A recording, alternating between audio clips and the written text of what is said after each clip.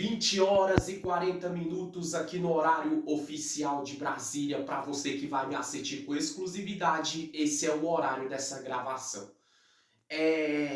Hoje é dia 7 de julho, no caso, desculpa, dia 11 de julho de 2022, 11 de 7 de 2022. Bom, eu irei falar hoje aqui na aula no 100% nas leis os requisitos e a idade para assumir cada cargo político no Brasil, obviamente. Lembrando bem, gente, que essa aula é para você que vai fazer prova de concurso que cai esses conteúdos, que é dos direitos políticos, em relação como é que se fala, as condições de elegibilidade, ou seja, aquela pessoa que quer se eleger a candidatura política. E também para você, gente, que advoga no direito constitucional, no direito político, quer manjar dessa área, você que um dia tem pretensões políticas e você que gosta de saber de política, como funciona o passo a passo para o político ser eleito, os requisitos necessários e etc. Gente, para você que vai me assistir por televisão, a aula se encontra bem aqui, ó. Entendeu? Abre aspas, artigo 14, parágrafo 3º, incisos do 1 ao 6º da CF de 88, fecha aspas, tracinho, sobre a elegibilidade política. E aqui para você que vai me assistir por tablet, por televisão, ou para você que vai me assistir por tablet, desculpa, por celular, pelo 100% nas leis também, ou pelo YouTube, tá aqui no rodapé do seu televisor, abre aspas, o título aqui, ó, artigo 14, parágrafo 3º, incisos do 1 ao 6, da CF/88, fecha aspas, entendeu? Tracinho sobre a elegibilidade, entendeu? Política. E ao lado aqui do rodapé do título tem um V, tem todo o relatório da descrição. Pegue agora o seu papel, pegue lápis, pegue caneta e assista do começo até o fim. Gente, antes de eu falar sobre a idade do que cada político pode ser e a idade para cada cargo político no Brasil, eu queria falar uma coisa para vocês também. Antes disso, existem umas condições de elegibilidade, uns requisitos necessários. Isso é para qualquer cargo político do Brasil. Vamos lá. No artigo 14 da Constituição Federal de 1988, no parágrafo 3º, entendeu? Do 1 ao 6 vai falar sobre isso. Do 1 ao 5 vai falar desses requisitos e dessas condições. Primeiro, no parágrafo 3º, no inciso 1º, a nacionalidade brasileira. Gente, qualquer cargo político do Brasil, entendeu? Quem quiser se candidatar a presidente, a governador de um estado, a presidente da República do Brasil, a vereador, a deputado federal, distrital, a prefeito de um município, a um deputado estadual de um estado, tem que ter nacionalidade brasileira. O que é nacionalidade brasileira? É aquela pessoa que nasceu no Brasil e ela é brasileira nata. Ou seja, que a pessoa veio de outro país, ela nasceu em outro país e se naturalizou um brasileiro. Já anota isso. Ela não pode se eleger a nenhum cargo político do Brasil. Por quê? Porque ela se naturalizou cidadão brasileiro. Mas ela não é uma pessoa que a nacionalidade dela é brasileira. Nacionalidade é aquela pessoa que nasceu no Brasil. Independente se foi na zona rural, zona urbana, na capital do país ou em outro estado, no sul, no norte, no nordeste, a pessoa tem que ter nacionalidade brasileira. Ou seja, tem que ter nascido no Brasil. Essa é a primeira condição para a pessoa poder se eleger a algum cargo político do Brasil. Segundo, o pleno exercício do direito político. O que seria esse pleno exercício do direito político? É aquela pessoa que muitas vezes ela já, como é que fala assim, ela já teve um exercício relacionado à política. Vamos dar um exemplo? Aquela pessoa que vai se candidatar e muitas vezes ela nunca foi um político, mas ela vai se candidatar a político a primeira vez. Mas ela já trabalhou como assessor de um político, como auxiliar administrativo de um político, como aquela pessoa que agenda, entendeu? Que faz a agenda do político, ou uma pessoa que trabalhou dentro do Senado, do Congresso, de uma prefeitura, de uma Câmara Municipal, da Câmara Legislativa. Então, ela não já exerceu ali o pleno exercício do direito político, ou seja, por ela exercer aquela função, ela já vai ter uma noção do que é o direito político, porque só vai se eleger uma pessoa que tem a nacionalidade brasileira e que sabe pelo menos o básico do direito político, ou aquela pessoa que nunca trabalhou com ninguém da política, mas aquela pessoa que muitas vezes ela estuda direito político, aquela pessoa que está se qualificando na especialidade do direito da política, ela também pode, porque ela está no exercício político. A qualificação dela faz com que ela entenda os nuances da política. E outro detalhe também, gente, aquelas pessoas que já trabalhou em áreas que é relacionada à política. Pessoas, servidores da área da educação, professores, pessoas da área do judiciário, da justiça, que entende de leis e automaticamente a lei ela é ligada com a política, entendeu? E etc. Pessoas que muitas vezes já trabalham na Secretaria de Saúde ali e ela entende o que é a política, a saúde, a política dentro da saúde. Ou seja, a pessoa da educação que entende o que é a política dentro da educação. Então essas pessoas têm que ter esses requisitos também para se candidatar a político. Eu falei o inciso 1º da nacionalidade no parágrafo 3º do artigo 14 da CF de 1988. Eu falei também sobre o inciso 2º agora, que foi o pleno exercício do direito político. Agora eu vou para o inciso 3º do parágrafo 3º, entendeu? Do artigo 14 da Constituição Federal. Que é o quê? Qual outra condição de elegibilidade, outro requisito? É o alistamento eleitoral. O que seria esse alistamento eleitoral, gente? É a pessoa estar com o título de eleitor em dia. Um exemplo, a pessoa ela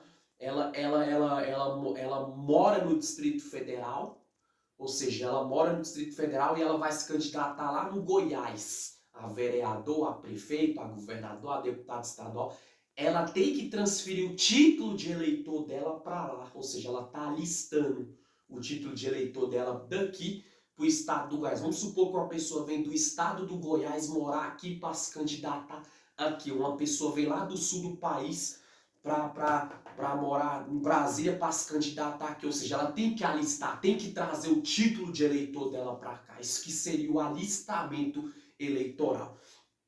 E o inciso 4º, o domicílio eleitoral na circunscrição. O que seria esse domicílio eleitoral? Gente, se a pessoa ela mora num estado e ela vai se candidatar em outro estado, ela tem que dar um endereço de um domicílio de lá onde ela vai estar lotada.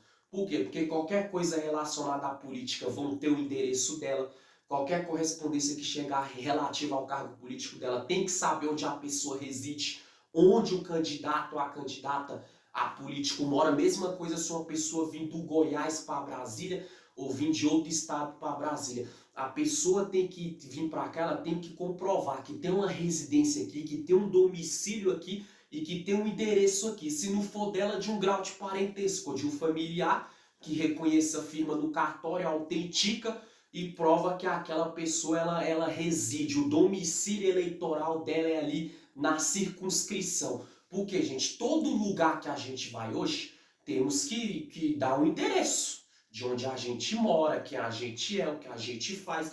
Então não é diferente sobre o domicílio eleitoral, gente. Agora a pessoa que mora em Brasília e vai se candidatar em Brasília, mora no Goiás e vai se candidatar em algum cargo político no Goiás, mora no sul do país e vai se candidatar a algum cargo político no sul do país. Aí a pessoa, o título de eleitor dela, ela só atualiza lá quando necessário, o domicílio dela, ela dá o endereço de lá, e se ela mudar, um exemplo igual aqui em Brasília, a pessoa sempre morou em Brasília e vai se candidatar a político daqui. Aí a pessoa pega e muitas vezes ela mora no plano piloto e vai mudar lá para o Lago Norte. Ela tem que atualizar, ou seja, o domicílio eleitoral dela, falar que mudou de endereço, a circunscrição política está ciente de onde a pessoa reside. Para alguma coisa política saber onde ela mora e óbvio, se a pessoa cometer algum delito, alguma violação de leis na política, obviamente a justiça e a polícia, quando for citar e timar, for atrás da pessoa, saber onde ela mora. Isso que é o domicílio eleitoral da circunscrição. O inciso 5 do parágrafo 3º do artigo 14 da Constituição Federal diz assim: A filiação partidária, gente. O que seria essa filiação partidária? Tem nacionalidade brasileira? Tem um pleno exercício do direito político? Tem um alistamento eleitoral e o domicílio eleitoral na circunscrição? Tem todas essas condições, esse requisito? Aí a pessoa se afilia a algum partido. O que seria afiliar-se a algum partido? Vamos supor que a pessoa tem uma maneira política de trabalhar que é semelhante ou parecida com a do PT. Ela se afilia ao partido do PT.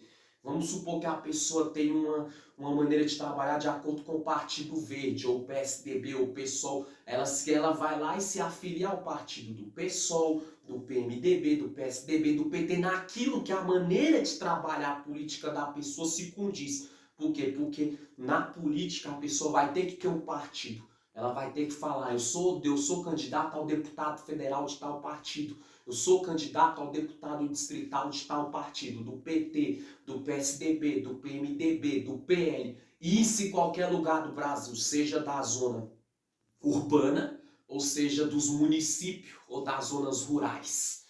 E eu falei de 1 a 5 quais são as condições de elegibilidade na forma da lei, para se eleger algum cargo político no Brasil. Falei quais são os requisitos necessários. Agora, no inciso 6º, eu vou falar do parágrafo 3º do artigo 14 da Constituição Federal de 88, para concluir. Eu vou falar qual a idade mínima de cada cargo político. Vamos lá, gente. Depois que a pessoa atendeu a todos os requisitos, a pessoa ela tem que provar ali que ela tem uma idade para assumir tal cargo. Assumiu todos esses requisitos anteriores que eu falei.